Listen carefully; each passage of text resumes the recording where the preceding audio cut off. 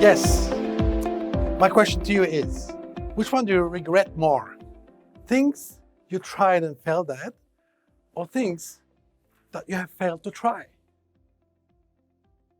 I want you to think about that. And even if you want, write down the answer and we'll get back to it at the end of the session. Now, I want to ask another question. Do you think the more you fail, the more you're likely to succeed?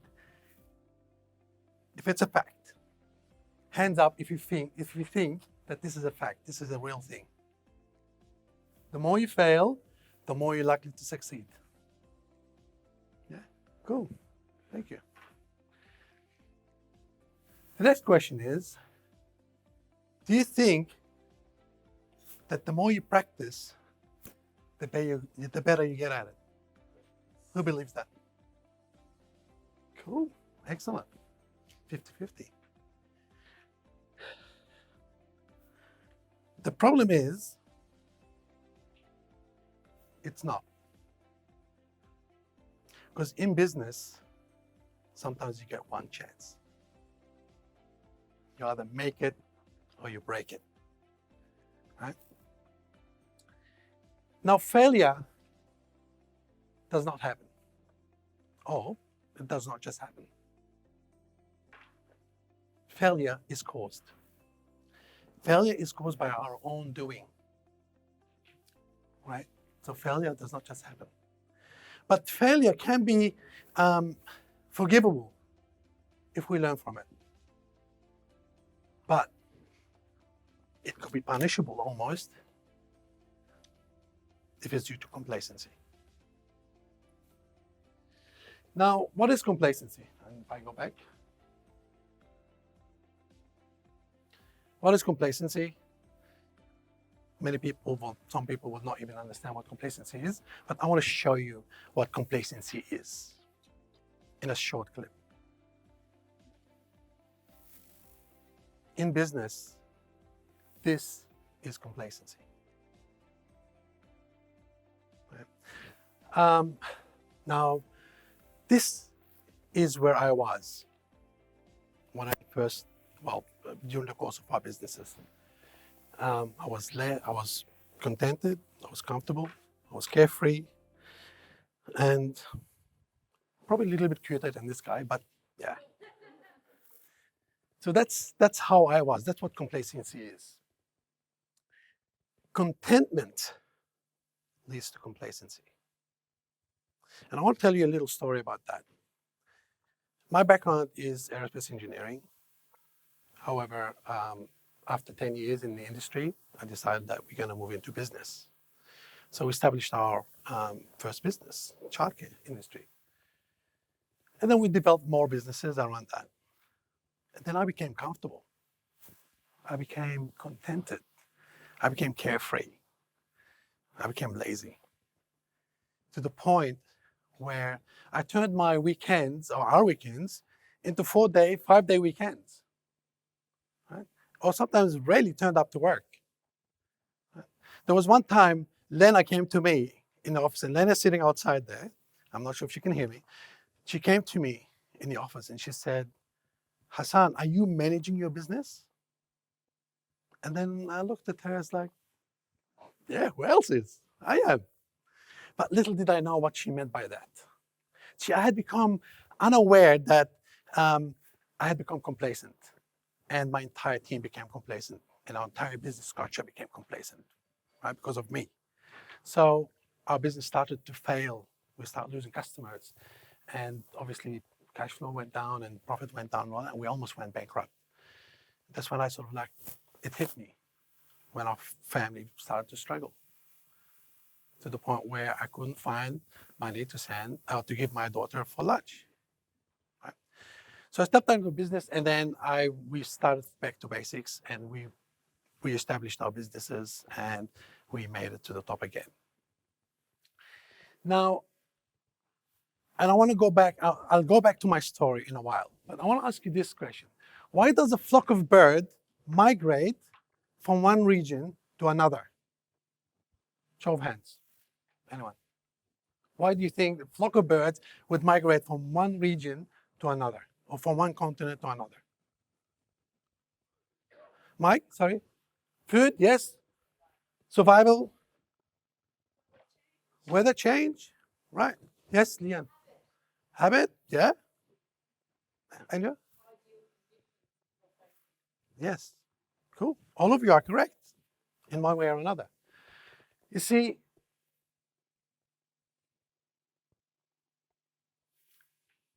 they do that because they have a purpose. There's a purpose for them to migrate. Without that purpose, they will not migrate. Why should they migrate? They have no purpose to do that. So they migrate, and that's their mission and that's their vision.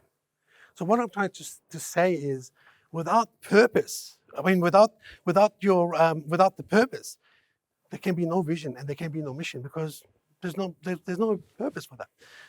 So they develop the birds, the flocks, whatever type of birds we're talking about. They develop their plans. They get together. They designate a leader, and they organize themselves, and they go on to this journey, this migration journey, right? So life without purpose is complacency. That's as simple as you want to put it. I can describe it in different ways, but this is the simple way that we can do it. This is a scale of complacency versus ideas. And you heard me talk about ideas at the start, and then also Ian re-emphasized that in terms of ideas. This is the scale of complacency versus ideas. It's an exponential scale, inversed.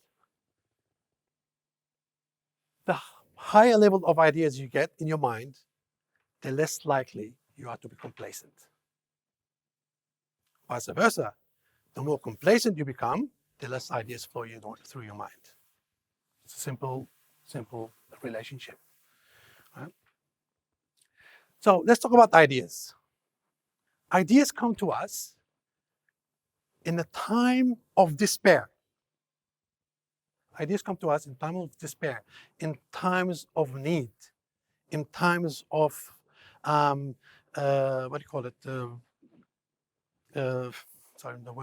crisis. That's when the best ideas come to us. It's like survival.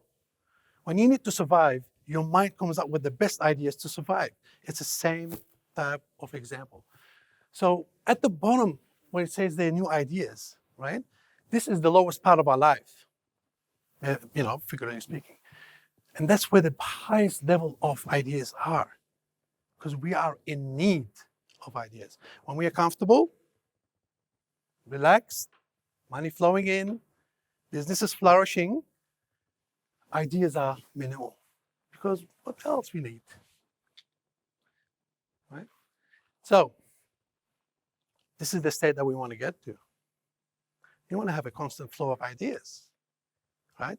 We talk about achieving what we want, creating our desires, creating reality, living a lifestyle that we want, and et cetera, et cetera. But we need to have a constant flow of ideas. You can't get to the top and stop. You fail. You become complacent, right? And I'm here today, I want to unpack part of my model and to give you a glimpse of how you can have this constant flow of viable ideas, right? It's a kind of small formula. Normally I do this in a training program, but I'm trying to do this in a sort of quick sort of format. All right, we'll skip that one. This is my model, right? Forget about the inner bit, transformation awareness. That's a whole different program. I'm going to be talking about the outside bit, right? How to create an unlimited idea, which is the identification phase, the development phase, enforcement phase, and the assessment phase. All right. Idea table. How can you come up with ideas if you really don't know what you want? How can you come up with an idea that you have no direction of what is it that you need.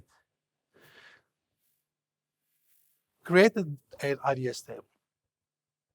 Put whatever category on top. I'll put this one as an example. Whatever category you want.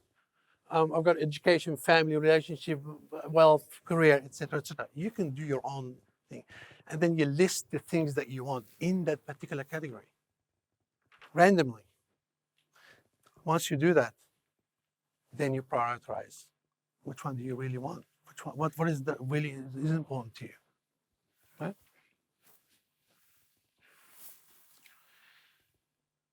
The identification process. What do you want? But more importantly, what do you need? Because our needs are different to our wants. They're two different things, right? So what do you need? Identify that. What do you want? What do you need? Convert them into needs. Convert your wants into needs, because when you need something, you are more attached to that need. When you want something, yeah, I want to have a Ferrari. I want to have a big mansion on an island. I want. It means nothing. It's your need that drives your emotion, that drives your vision, your vibration through your entire body and through the universe. So convert your wants into needs, because that's where the emotion is, right? What is important? Right? So from your needs, you identify what is really important, and then you get to what if. So this is your identification, first step of the identification process. What if you have it? You got to get, when you get to that point, you need to actually see that if I have it, what if I have it? So that's the point that you need to get to, right? And then so on the cycle. Then the second phase is the what. The previous one was the why, right? Then you have the what. What is it? Because now you have refined exactly what you need. What's the demand? And now I'm talking about business side of things. What is the demand for it in the market? What's the purpose? Remember I was talking about purpose? Without purpose, there's no vision and mission, all that. What is the purpose? And then the last thing, what is the cost? You never put the cost at the start, right? Cost comes at the end, and sometimes the cost will work itself out because you never worry about the how, in a sense. The who. Who is required to get to help you do this thing, achieve the goal or the need that you need? Who will benefit from that? Okay, there has to be a win-win situation. Who are the shareholders? Who will be part of this journey with you? And who will manage it? And at the end, who will buy it? Okay. Going through this model, you will be able to create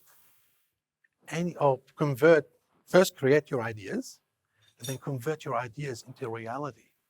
This is exactly the same model that we've used for this and other businesses that we have in that sense. And that's converting your ideas into visions, realities, and so on. So, going back to my question, who remembers the question? Oh, it's on the board. Which one do you regret more? Things that you tried and failed at, or things that you failed to try? Majority of people would say, oh, I regret the things, I regret my marriage, I regret my business, I regret. There's a lot of regrets about the things that failed at.